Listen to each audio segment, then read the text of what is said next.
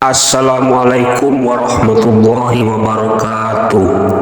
Astaghfirullah Rabbal baraya, astaghfirullah minal khataya. Selesai. Sejahat apapun kalian anak muda, senakal apapun kalian, tutup masa lalu sebagaimana Allah sudah menutupnya. Jangan kalian buka-buka lagi. Kunci mati, kuncinya buang di laut pantai Kendari. Kunci mati, gembok mati, pergi ke Masjid Alam, campakkan ke laut. Tapi kau jangan ikut. Dah.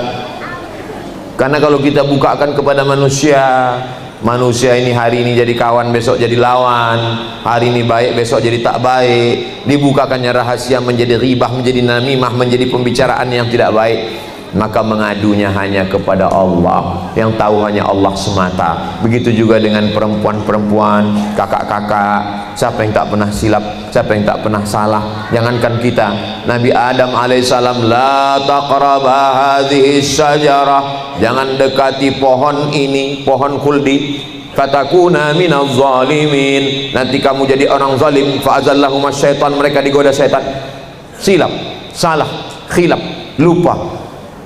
Akhirnya mereka bertaubat, Rabbana zolamna anfusana wa illam taghfir lana wa tarhamna lanakunanna minal khasirin. Cukup, nggak ada dia mengaku macam-macam. Rabbana zolamna anfusana wa illam taghfir lana wa tarhamna lanakunanna minal khasirin. Bersih sebersih-bersihnya. Setelah itu sadar, taubat. Yang ketiga, berjamaah. Jangan sendirian. Jangan sendirian. Yang sudah punya komunitas, alhamdulillah. Ini yang jilbab oren ini apa nama komunitasnya, Bu? Khansa. Saya sebetulnya pura-pura nggak tahu aja. Orang ada tulisannya kok Khansa. Ibu yang pakai jilbab hitam, woman in black.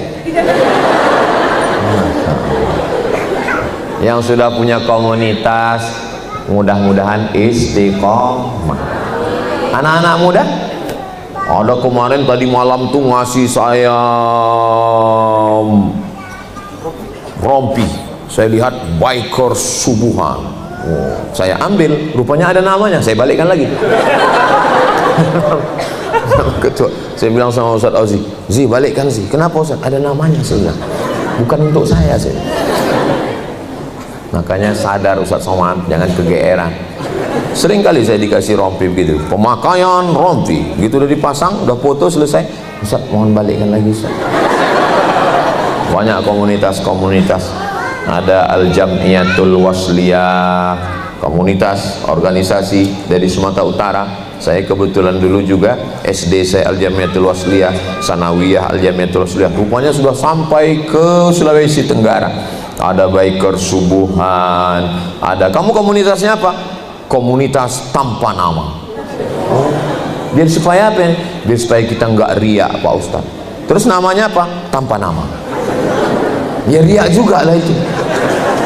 Ya nggak apa-apa riak. Insya Allah itu untuk iklan supaya yang lain tahu. Jadi adik-adik yang punya komunitas, jangan kelahi antar komunitas, jangan ejek-ejek, jangan olok-olok. Warna-warni indah, tapi semua tujuannya satu, la ilaha illallah Muhammadur Rasulullah sallallahu alaihi wasallam. Terus kalau sudah hijrah, sadar sudah, taubat sudah, berkomunitas sudah. Di komunitas tolong buat acaranya ngaji sosial, ngaji keilmuan, sosial silaturahim. Kalau ngaji jangan mau nunjukkan mobilnya mewah, gelangnya, cincinnya, motornya. Betul-betul mau ngaji. Kalau mau ngaji bukan mau menunjukkan skincare-nya yang masih kredit belum lunas. Memang betul-betul mau ngaji. Setelah itu namanya didata, nomor handphonenya, alamatnya, pekerjaannya. Mungkin di komunitas ini ada yang punya catering, lalu ada yang mau nikahkan anak, ketemunya di ngaji. Saya kebetulan mau nikahkan anak saya, kamu punya catering? Iya. Tapi jangan mentang-mentang satu komunitas nawarnya membunuh. Kalau kamu satu porsinya berapa ya? 50.000. Kalau 5.000 gimana? Kalau ada ibu yang punya catering, terus komunitas kita nawar begitu, bilang izin sebentar ya, aku mau ke belakang. Dawat. Apa ini? Kopi Mirna. Maksudnya, nggak usah kau tawar, kau bunuh aja aku. Sama-sama satu komunitas itu bukan berarti gratis, bukan berarti membunuh. Ngaji ya ngaji, jamaah ya jamaah, bisnis is bisnis. Mobil dibawa sama tim, ganti 5 ban, 4 ban tambah ban serap, servis. Ustadz, ya kata yang punya katanya gratis. Mana nomor handphonenya? Kalau gratis, saya nggak mau lagi servis di situ. Wal awal wal akhir, ini yang pertama dan terakhir. Tapi kalau bayar, saya akan langganan ke kamu. Pilih mana? Pilih langganan Pak Ustadz, bayar. Saya nggak mau setiap melihat wajah saya dia gratis. Tengoknya wajah ini gratis nih. Saya nggak mau. Jangan rusak hubungan kita dengan ini. Saya mampir ke rumah makan, oh sup tunjang, nendang banget ini. Akhirnya saya makan. Setelah makan, kata yang punya katanya nggak usah bayar Pak Ustadz. Kasih tahu sama dia, kalau nggak bayar aku terakhir datang ke sini. Tapi kalau bayar nanti aku akan terus sini. Enak ini masakannya. Kalau gitu jalan tengah Pak Ustadz. Apa kata dia? Diskon. Oke. Jangan rusak hubungan kita. Jangan mentang-mentang satu komunitas lalu hukum berubah. Jangan mentang-mentang satu komunitas kita udah pengajian, kita udah satu ustadz, kita udah satu guru, uangmu adalah uangku. Ini walid ini. Enggak benar. Enggak benar. Karena kita udah satu komunitas, kita udah satu ngaji, maka aku boleh pinjam uang ya. Jangan pinjamkan uang ke teman. Uang hilang, teman hilang. Betul. Oh, banyak yang kena korban kayaknya. Aku nggak punya uang. Aku juga lagi sibuk sekarang. Tapi kalau untuk bantu kamu, nih sekedar bantu. Daripada jantung kita naik, gula kita naik, kolesterol kita naik, hanya menagih uang 100.000, periksa ke rumah sakit 500, lebih banyak nagihnya. Kalaupun mau serius, mudharabah bagi hasil. Kebetulan kita punya Dorsmer cuci mobil. Kebetulan ada grup off-road, ya cucinya tempat kita supaya uangnya berputar. Keuntungannya untuk apa? Untuk buat rumah tahfiz Quran. Komunitas-komunitas mesti berpikir 3. Silaturahim sudah terjalin, ekonomi keumatan, dan ada program sosial. Soal ini ngomong aja sosial. Saya menggratiskan anak 1 tahun 25 orang, SMP 75, SMA 25, 75 tambah 75 150 gratis. Duitnya dari mana? www.youtube.com. Semua hasil YouTube channel Ustadz Abdul Somad Official itu yang ibu tonton, jangan lupa subscribe, like, share, and comment. Itu semua uangnya nggak pernah mampir ke rekening Abdul Somad, semuanya langsung masuk ke yayasan, gaji guru, beli beras, beli minyak. Yang tepuk tangan, ya, tunggu.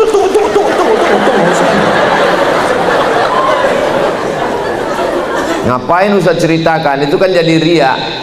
Saya ceritakan supaya menjadi inspirasi buat yang lain. Saya ceritakan supaya jangan ada fitnah ke saya. Ini banyak orang fitnah saya, alah Abdul Somad mobil baru, itu pasti duitnya dari YouTube. Kau tahu dari mana? Suara knalpotnya tuk tuk tuk tuk tuk.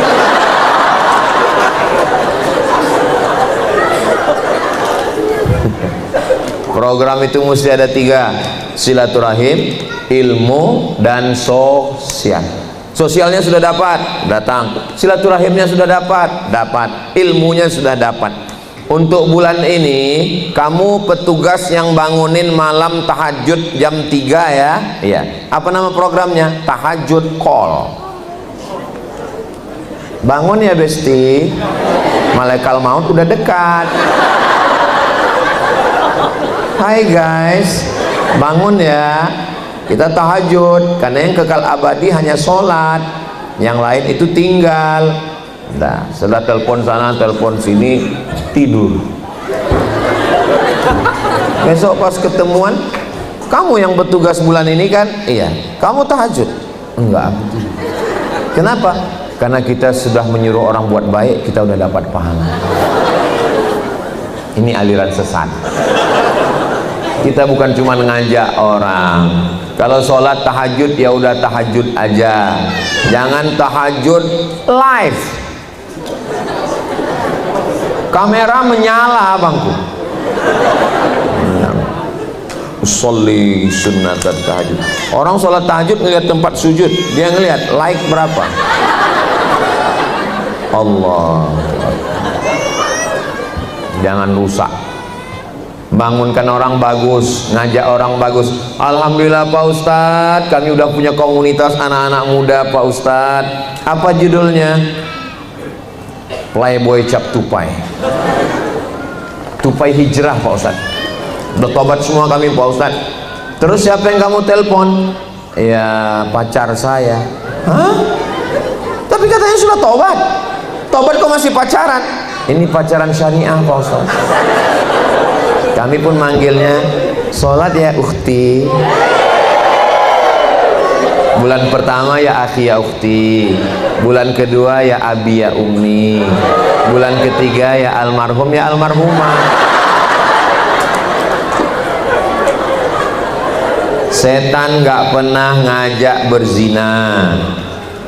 La taqrabuz zina, jangan mendekati zina. Setan gak pernah mengajak ayo berzina, enggak.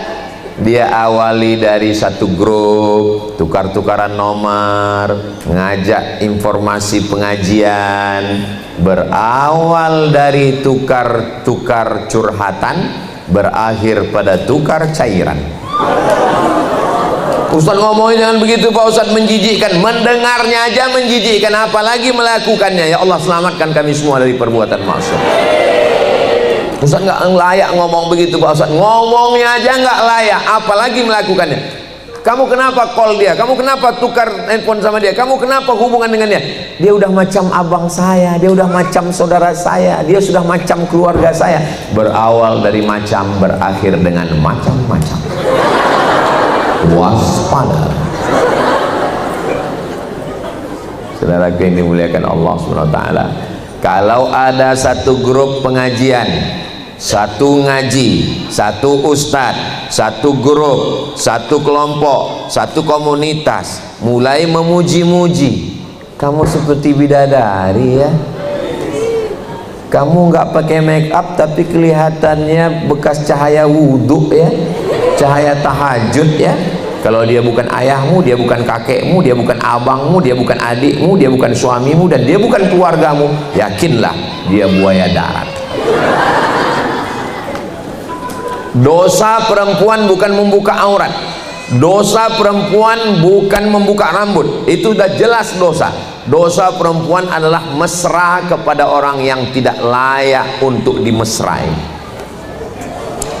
Kapan kita pengajian lagi? Nggak tahu. Kira-kira nanti di hotel mana ya? Tanya aja tim. Ustadz Somad jadi nggak datang? Bukan urusan saya. Memang zaman sekarang mesti jutek. Kamu nanti datang ngaji? Iya.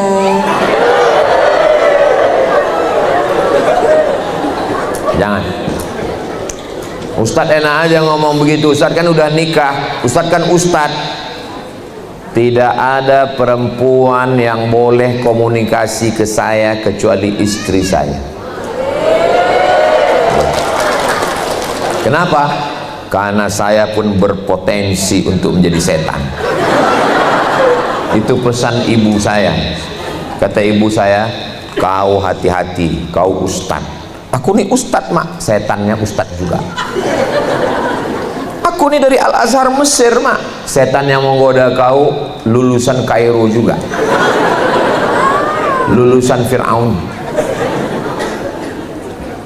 Semua ada peluang untuk melakukan perbuatan dosa. Handphone saya ini nggak ada passwordnya, maka kalau di rumah istri saya mau lihat, tapi dia nggak pernah ngelihat, nggak pernah sekalipun diperiksanya.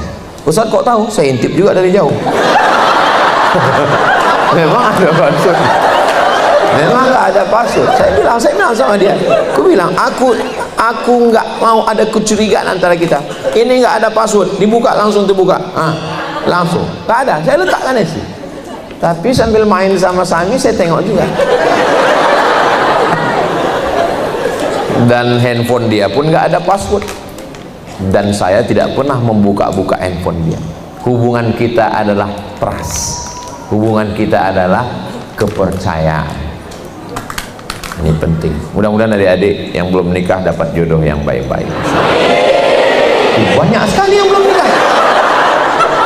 Saya tengok yang belum, yang bilang amin tadi kayaknya anak udah 3.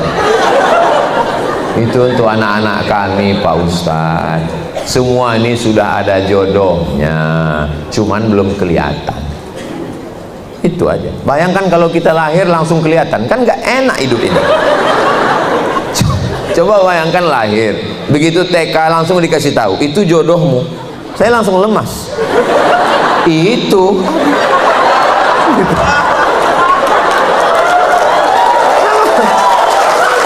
Allah itu ngasih surprise. Allah itu ngasih surprise ke kita, makanya jodoh itu disembunyikannya. Cuman kadang kita ini semua maunya nyata, semuanya mau kelihatan. Ya dirahasiakan Allah, biar supaya apa? Surprise. Supaya nanti kalian waktu menikah, wow. Semua akan indah pada masanya, Besti. Nah, setelah kita sadar, lalu kita bertaubat, dan kita punya komunitas yang selalu mengingatkan kita. Saya setiap bulan kumpul, namanya Yayasan Tabung Wakaf Umat. Setiap bulan kumpul, namanya Yayasan Pendidikan Hajah Rohana.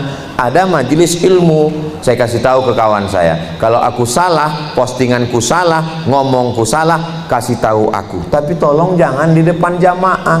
Aku nih profesor doktor, hilang harga diriku. Kau kalian jaga juga. Kalau aku salah, jangan kalian komen. Kalau haters enggak apa-apa, mereka kan memang setan. Tapi kalian teman-temanku, aku bilang jangan. Nah, jadi kita ini juga jaga privasi kita, jaga diri kita. Memang ini istri, rumah kita itu bukan berarti seperti hall, ada sekatnya. Ini ruang tamu, kawan, sahabat, tapi ada lebih privasi lagi, ruang dapur. Di dapur kita, tamu nggak mungkin ke dapur. Yang ke dapur itu keluarga, mertua, kawan, asisten rumah tangga. Tapi ada yang lebih spesial lagi, kamar. Yang di kamar itu istri. Tapi ada yang lebih spesial lagi, toilet. Masa sama istri? Itu kita sendiri. Kalian yang belum nikah, yang kalian pikir orang yang udah nikah ini sama istrinya, sakit itu. Jadi kita ini juga ada privasi. Kamu moto saya di sawah, silakan. Kamu moto saya waktu mancing, silakan. Kamu moto saya dengan anak saya, silakan. Kamu moto saya dengan istri saya, silakan. Kamu moto saya di kampung saya, silakan. Tapi kalau sampai kamu moto ijazah saya akan balas. saya akan gigit kamu. Kita mesti punya privasi. Jangan sampai semuanya diekspos. Ibu nggak boleh ekspos semuanya. Dikit, mas. Dikit diekspos, dikit diekspos. Kalaupun mau ekspos dikit aja. Saya dengan anak saya ada juga saya ekspos, tapi dengan istri saya ada pernah saya posting. Kalaupun posting rame-rame, kalau mau posting ibu rame-rame, ini rame-rame, ambil fotonya nanti di depan, foto yang kira-kira wajah ibu kalaupun dibesarkan hilang. Nanti fotonya ambil dari sini rame, foto apa tuh. Kalaupun nanti dia mau susah lagi, hilang. Sama mirip semua. Jangan sampai ibu. Kenapa? Ada orang yang diam-diam, bukan tetangga ibu, bukan teman, bukan kawan, bukan sahabat, tapi selalu mengikuti foto ibu dan dia jatuh cinta. Hati-hati. Setiap hari dia buka FB ibu, setiap hari dia lihat Instagram ibu. Ibu tidak kenal dengan dia dan dia jatuh cinta dengan ibu. Foto ibu dia cetak, foto ibu dia simpan. Siapakah dia? Mana saya tahu, tapi dia ada. Maka kalau mau posting rame-rame nggak apa-apa. Yang lalu-lalu ya kalau masih bisa di-delete, di-delete. Ini komunitas ini untuk menjaga kita semua. Siapa sahabat kita yang paling baik? Sahabat yang menunjukkan segala kelemahan-kelemahan kita. Yang keempat, sadar, taubat, berkomunitas berjamaah. Yang keempat, insya Allah istiqomah. Mudah-mudahan kita semua istiqomah. Bro, ayo kita dugem ya. Dugem itu maksudnya duduk sambil gemetar. Aku sudah taubat, aku sudah sadar bahwa kehidupan ini hanya sementara. Aku sudah sadar bahwa kita akan mati menghadap Allah. Maka kalau kau ngajak dugem, tidak. Dan aku sudah berkomunitas, aku sudah ngaji. Aku yang bayar, oke. Ini belum istiqomah. Kalau istiqomah itu siapapun yang ngajak, yang kita jalan malam ini, aku sudah hijrah, aku sadar, aku taubat, aku sudah berkomunitas dan aku istiqomah. Sebentar aja jalan kita, tidak say no to bonceng. Terus hubungan kita gimana? Ya terserah kamu lah. Enak aja kamu ngomong begitu. Sudah 5 tahun hubungan kita, berarti nasibku sama seperti roti, dibuka, dijilat, dicelupin tapi tidak dimakan-makan. Kalian mesti bertanggung jawab. Laki-laki yang baik bukan laki-laki yang datang membawa mawar, tapi yang datang membawa mahar. Bertanggung jawab. Jangan anak gadis orang sudah babak belur, datang mertuanya, calon mertua bapaknya nanya, kapan kamu menikahi anak saya? Saya sudah bertaubat. Datang bapaknya ke dapur, sebentar ya, bawanya perang panjang. Aku pun sudah taubat juga, dan aku mau berjihad fisabilillah. Mati kau. Jadilah laki-laki yang bertanggung jawab. Bayangkan kalau kalian punya anak perempuan, kalian punya adik perempuan, kalian punya saudari perempuan. Saya memang nggak punya anak perempuan. Anak pertama Mizyan Hazik Abdillah, yang kedua Sami Ahmad Misbahi Ibadillah. Dua-duanya laki-laki. Tapi melihat anak perempuan tadi di rumah tahfiz Quran Raudatul Jannah, saya salaman dengan anak perempuan, saya usap kepala mereka. Inilah anak-anak perempuan. Melihat anak perempuan, melihat anak perempuan ingat anak kita, bagus. Melihat ibu-ibu perempuan ingat ibu kita, bagus. Asal jangan melihat istri orang lupa bini kita. Jadi jangan melihat perempuan itu sebagai objek. Perempuan itu adalah saudari kita, perempuan itu adik kita, perempuan itu kakak kita, perempuan itu perempuan yang kita lindungi. maka insya Allah kalian tidak akan menyia-nyiakan perempuan. Mudah-mudahan anak-anak perempuan kalian juga tidak disia-siakan orang lain, insya Allah. Jadi istiqomah. Doakan supaya Ustadz Somad istiqomah. Saya setiap ketemu Habib, kiai, ulama, tuan guru, pas salaman mau pulang, Ustadz, Habib, saya izin mau pulang ya. Iya. Pas cipika-cipiki, pas di telinga kanan, pasti pesan mereka satu, doakan saya istiqomah. Saya ketemu dengan Syekh Fulan, doakan saya istiqomah. Kenapa ulama-ulama besar yang hebat-hebat itu doanya minta istiqomah? Karena semua amal kita ini seperti debu yang dihembus angin. Kalau tidak istiqomah, doakan Ustadz Somad supaya istiqomah. Ustadz memang ada godaannya. Oh, kalian aja yang nggak tahu. Tapi handphone Ustadz pasti dilihat ustazah. Handphone insya Allah selamat. Tapi DM itu komen-komen di Instagram, komen-komen di YouTube itu memang Ustadz baca semua. Saya nggak baca semua, tapi beberapa saya ingat. Ustadz, jadikan aku yang kedua ya. Mikro.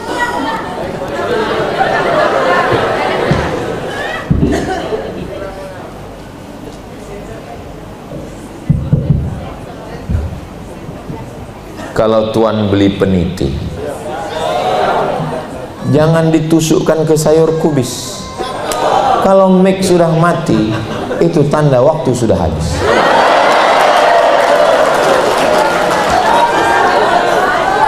Sadar, taubat, berjamaah, istiqomah. Puncaknya, hadiahnya adalah husnul khatimah. Mudah-mudahan kita semua husnul khatimah. Akhir kalam kita la ilaha illallah Muhammadur Rasulullah.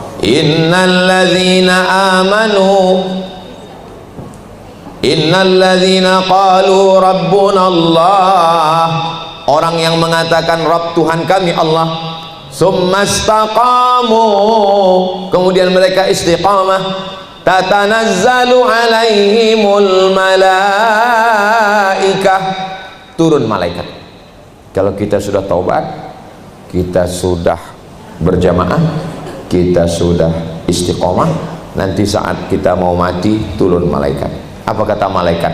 Allah takhafu, jangan kau takut, jangan takut sakratul maut, jangan takut azab kubur, jangan takut padang mahsyar, jangan takut titian siratal mustaqim, jangan takut neraka. Wala tahzanu, jangan sedih meninggalkan anak, jangan sedih meninggalkan istri, jangan sedih meninggalkan rumah, jangan sedih meninggalkan jamaah. Wa abshiru bil jannati allati kuntum tu'adun, berbahagialah kau mendapatkan surga yang dijanjikan Allah Subhanahu wa ta'ala. Dan kita semuanya mati, sebelum mati itu kita sudah melihat malaikat mengepakkan sayapnya, dan kelihatan di sayap itu bahwa kita masuk surga dan bertetangga dengan kawan-kawan kita semua. Maka saat malaikat itu mencabut nyawa, wajah tersenyum. Pas dibuka penutupnya, kenapa dia senyum? Karena dia sudah melihat tempatnya di surga. Doakan Ustadz Somad mengalami seperti itu insya Allah. Saya mau kalau saya mati, saya melihat tempat saya, dan saat melihat tempat itu, disitulah malaikat mencabut nyawa, sehingga kita tidak terlalu merasakan sakit. Ini kontradiktif Pak Ustadz. Masa sakit tapi nggak sakit, sakit tapi nggak sakit? Sekarang saya tanya ibu waktu melahirkan itu sakit apa nggak sakit? Saya nggak nanya kalian. Kayak pernah aja ngalamin. Sakit kan Bu? Sakit. Kemudian setelah anak lahir, datang bidan membawakan anak. Lalu bidannya ngasih ke ibu supaya ibu susukan. Di saat itu ibu senyum apa tidak? Senyum. Sakit atau enggak? Itulah makna sakit tapi enggak sakit. Padahal sakit. 9 bulan 10 hari mengandung. Di Kendari ngandung masih 9 bulan 10 hari.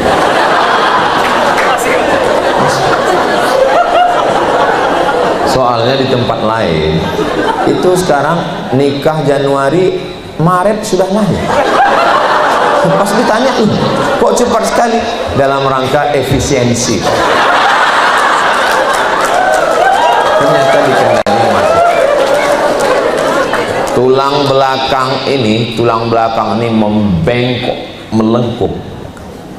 Usus itu naik ke atas, usus lambung naik ke atas karena rahim membesar di bawah.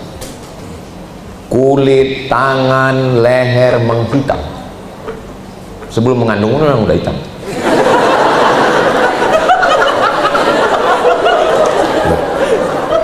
Puncaknya adalah pada saat hari kelahiran. Buka 1, buka 2, buka 3, sampai akhirnya robek dagingnya untuk mengeluarkan saya, ibu saya, nenek kita, untuk mengeluarkan kita ke alam dunia.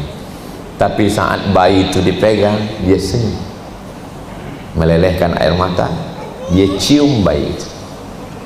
Kalau ditanya suaminya, sakit. Tapi kenapa enggak sakit?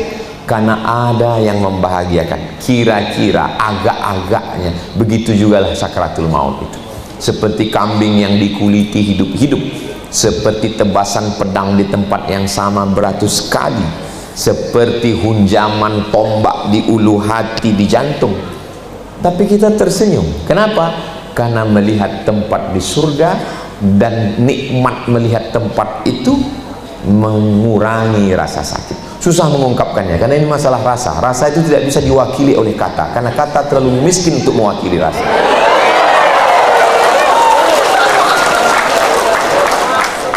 Andai saya berusaha untuk merangkai kata untuk mewakili rasa, kata juga selalu berdusta. Kenapa? Karena rasamu belum tentu rasaku. Tapi insya Allah kita semua merasakan yang sama. Ya Allah, tutuplah usia kami dengan kalimat La ilaha illallah Muhammadur. Waktu kami, waktu ayah, waktu kita mengazankan anak kita di telinganya sebelah kanan, Asyhadu an la ilaha illallah.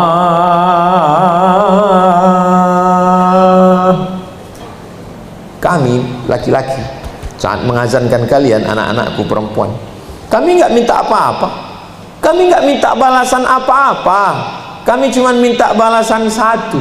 Saat kami terbujur kaku di ruang ICU, kalianlah yang membisikkan ke telinga kami sebelah kanan, La ilaha illallah. Kalau anak nggak ada, mudah-mudahan istri.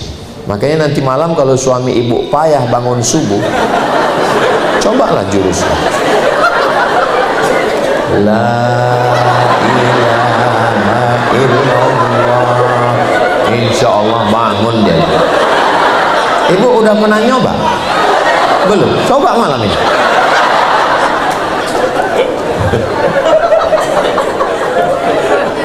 Soalnya kalau saya teruskan cerita mati ini, kalian nangis. Kalau kalian nangis, saya nangis, terus acara kita gimana? Maka saya belokkan sedikit. Maka air mata kalian itu udah hampir-hampir keluar, masuk lagi. Keluar masuk lagi. Akhirnya dia ngerajuk, ya udahlah masuk aja lah, kata dia. Nggak ada gunanya juga kita nangis.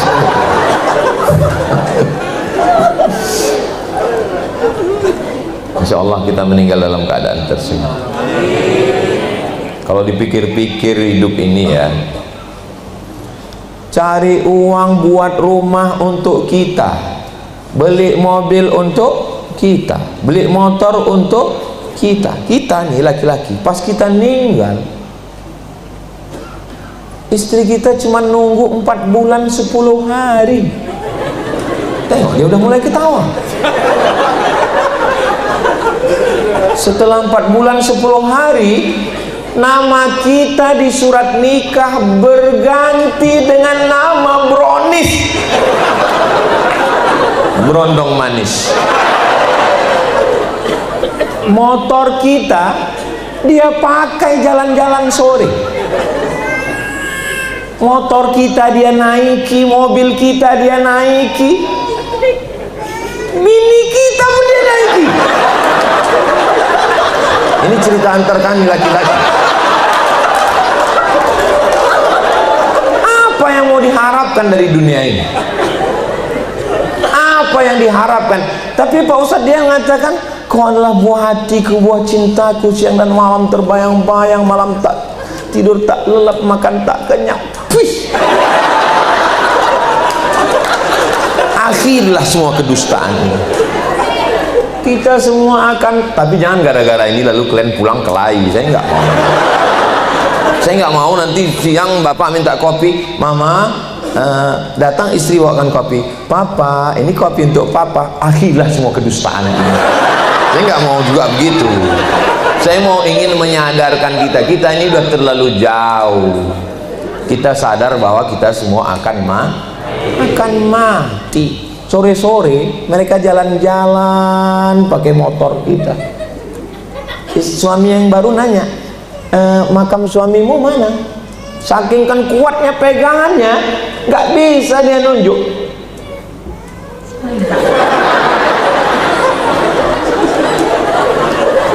Aku tahu kalimat ini menyakitkan bagi kalian ya. Aku tahu. Tapi kalau nggak aku jelaskan, kalian nggak sadar bahwa kita ini hanya setumpuk daging busuk yang akan dimakan cacing tanah. Kita ini bukan apa-apa dan bukan siapa-siapa. Mau polisi, mau tentara, mau penguasa, mau rakyat jelata, semuanya akan mati masuk ke lubang tanah. Tapi jangan habis ngaji ini semua bawaannya mau mati. Saya nggak mau setelah ini semua rapat pengajian gimana visi misi kita ke depan. Udah aku mau mati. Makin semangat, insya Allah istrinya masuk surga, suaminya juga masuk surga, insya Allah. Ibu mau masuk surga sama bapak? Alhamdulillah. Bapak mau masuk surga sama ibu?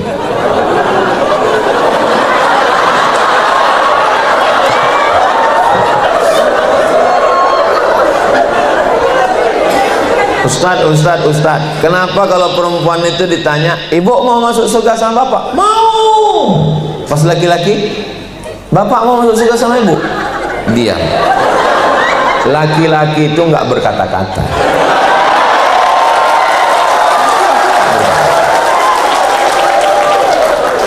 Laki-laki itu memang nggak ngomong. Laki-laki itu nggak berkata-kata. Tiba-tiba gila, tiba-tiba mati. Ya laki-laki memang gitu emang.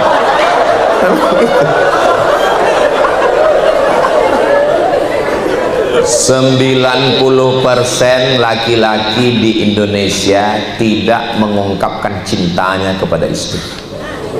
Kalau ada suami ibu yang nggak pernah bilang I love you, berarti masuk yang dalam 90%. Mereka langsung menunjukkan bukti, uang belanja, hadiah-hadiah, surprise, begitu.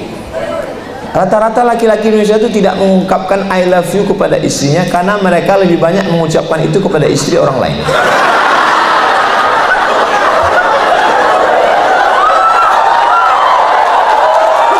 Tapi ini nggak ada di Kendari. Enggak ada. Ini yang saya ucapkan ini jauh. Yang di Kendari ini semuanya baik-baik semua. Tapi nggak tahu juga kita ya. Ustadz. Ya. Saya kalau masuk surga nanti ketemu dengan istri saya. Oh iya. Dalilnya Pak Ustadz, almar'u ma'aman ahab, orang akan bersama dengan yang dia cintai. Diam. Bapak kok diam? Masa di surga ketemu lagi Pak Ustadz? Kok ngomong gitu Pak? Di dunia aja saya udah nggak tahan kali. Bapak nggak tahan kenapa? Jujur sama saya, ini rahasia antara kita. Kenapa Bapak nggak tahan?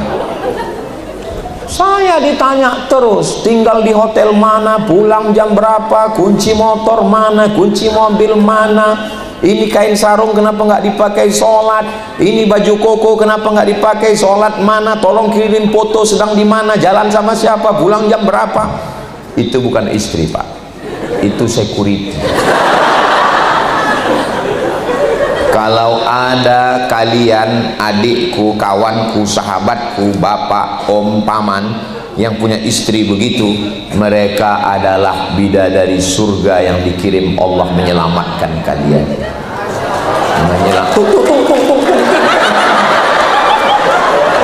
Menyelamatkan kalian dari pelakor, menyelamatkan kalian dari selingkuh, menyelamatkan kalian dari zina, menyelamatkan kalian dari riba, menyelamatkan kalian dari fitnah akhir zaman yang luar biasa. Maka pulang dari sini, panggil dia, oh my angel,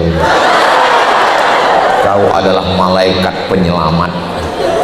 Selama ibu tidak berhenti bertanya kau pulang jam berapa, aku bawa mana, kau sholat atau tidak, berarti masih ada malaikat sang penyelamat di rumah tangga kita. Terserah mau percaya atau nggak percaya. Tapi kalau ibu sudah diam, Bu, tadi kami lihat bapak di lobi hotel jalan, biar aja, udah saya ikhlaskan. Ya Allah, kalau mau ambil.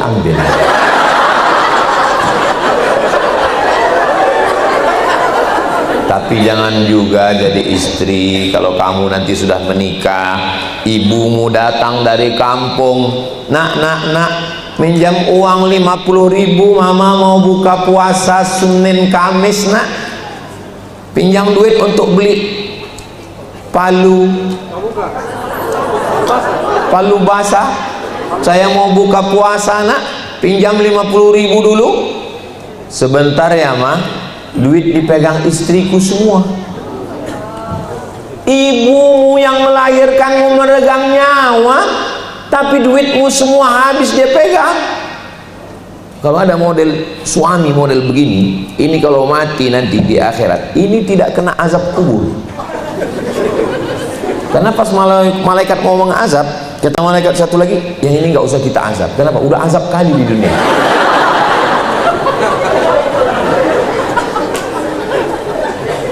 Di balik laki-laki yang hebat-hebat ini ada dua perempuan yang luar biasa, ibu dan istri. Memang sekarang kau sebagai istri, tapi nanti akan menjadi seorang ibu yang akan punya menantu. Kalau sekarang posisinya sebagai menantu, baik pada mertua, maka insya Allah nanti juga akan menjadi mertua yang punya menantu yang baik-baik, insya Allah. Mudah-mudahan Allah selalu berikan yang terbaik buat kita semua, insya Allah. Amin ya rabbal alamin. Apa yang disampaikan Ustaz Somad tadi? Ada 5. Apa sih yang 5? Pulang jam berapa, jalan dengan siapa, tinggal di mana. Yang pertama sadar, yang kedua taubat, yang ketiga berjamaah berkomunitas, yang keempat istiqomah, yang terakhir husnul khatimah. Itulah yang dapat saya sampaikan pada kesempatan yang baik dan mulia ini. Ada kata-kata saya menyinggung perasaan tidak berkenan di hati, tidak layak saya ucapkan di depan ibu-ibu saya, orang-orang tua saya mohon maaf. Sudikah Bapak Ibu memaafkan saya? Alhamdulillah. Menangkap puyuh di Bukit Selasi. Thank you dan terima kasih. Assalamualaikum warahmatullahi wabarakatuh.